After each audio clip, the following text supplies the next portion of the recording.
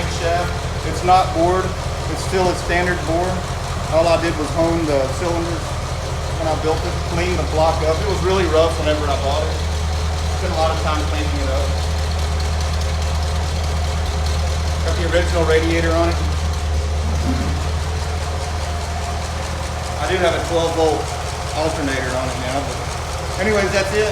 I appreciate you watching. If you like this kind of stuff, subscribe to my channel and check out my other videos. Thank you.